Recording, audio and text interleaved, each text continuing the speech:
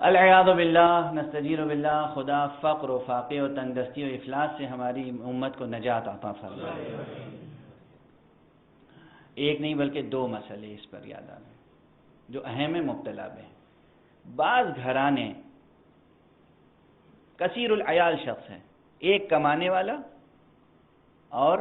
10 12 15 لوگ، 18 20 لوگ کھانے والے، سب اسی پہ ڈیپینڈ کرتے ہیں۔ یہ شخص ہر ایک کا فطرہ نکالنے کی قدرت نہیں رکھتا، سکت نہیں ہے اس کے پاس،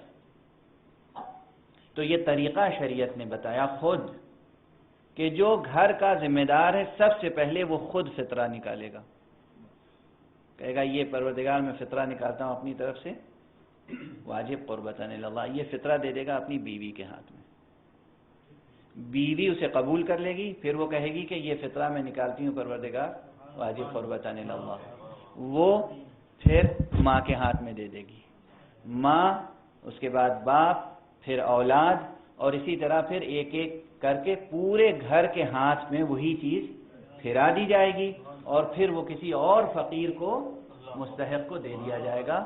اللہ ان سب کی طرف سے اس عبادت کو قبول فرما لے گا۔ یہ ایک چیز ہوئی۔